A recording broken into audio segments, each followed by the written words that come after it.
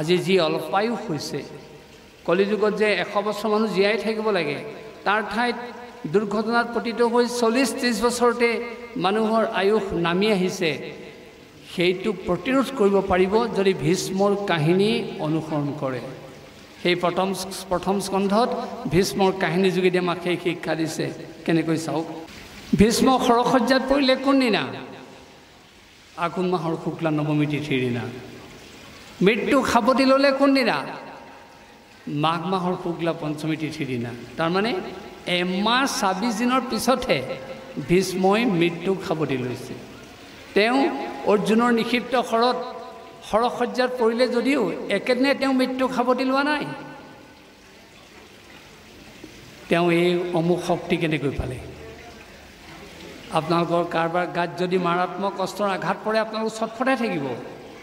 ভীষ্মই এপাত নহয়, দুপাত নহয়, সহস্ৰ শৰে বিন্ধাৰ পিছতো ছটফটাই থকা নাই।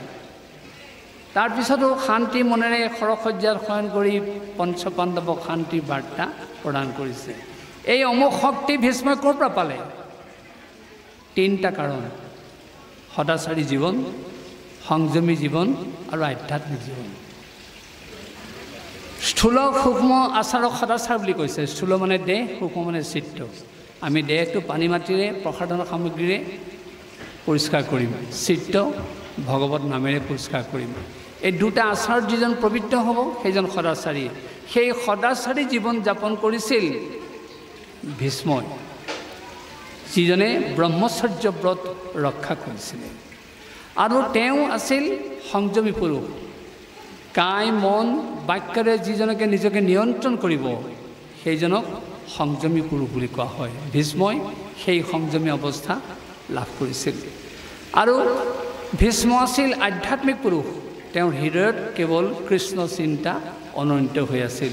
এই 3টা শক্তিৰে ভীষ্মই মৃত্যুৰ দৰে এটা অৱস্থাক এমাহ 26 দিনলৈ ঠেলি দিলে। সেই আজি আমি 100 বছৰ পোৱাটো দূৰৰ কথা। আমি আকৌ কৈছোঁ, আমি অকাল মৃত্যুকে বেছিভাগে গ্ৰহণ কৰা দেখা পাইছোঁ। কিহৰ কাৰণে? এই অৱস্থা পালন নকৰাৰ কাৰণে। আজি আনৰ নালাগে, মাকৰ বুকুখন দূৰ দূৰকৈ কঁপি থাকে। কেতিয়া? যেতিয়া তেওঁৰ ছোৱালীজনীয়ে ল'ৰাটোৱে বাইকখন লৈ ঘৰৰ পৰা ওলাই যায়। তেওঁ ভাবি লয় যে ল'ৰা ছোৱালী সঁচাকৈ আকৌ ঘৰলৈ সুশৰীৰে ঘূৰি আহিবলৈ নাহে। কাৰণ এইদৰে দুৰ্ঘটনাত পতিত হোৱাৰ সংখ্যা শুনিছে, তেওঁ ভাবিবলৈ বাধ্য হৈছিল। কিন্তু তাৰ কাৰণে বাইকখন গাড়ীখন দোষী নহয়। দোষটো ক'ত আছে?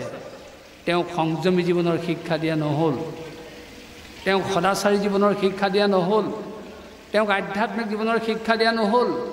তেওঁক বাইকখন লোৱাৰ লগে লগে, গাড়ীখন লোৱাৰ লগে লগে যদি কোৱা হ'লহেঁতেন, বোপাই আইজনী সদাচাৰী হৈ, সংযমী হৈ, আধ্যাত্মিক চিন্তাৰে গাড়ী চলাবি, সেই জীৱন যাপনেৰে বাইকখন চলাবি, তেনেকুৱা শিক্ষা দিয়কচোন।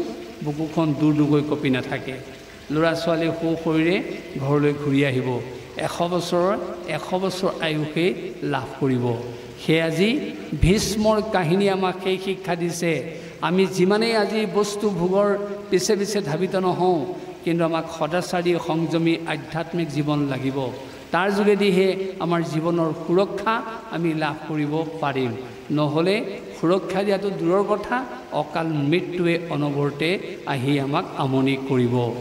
আৰু তাৰ কাৰণে ভগৱন্তক দোষীলে নহ'ব। কোনোবাই কয় মই ইমান তুতি নতি কৰোঁ, কণা গোসাঁয়ে দেখা নাই।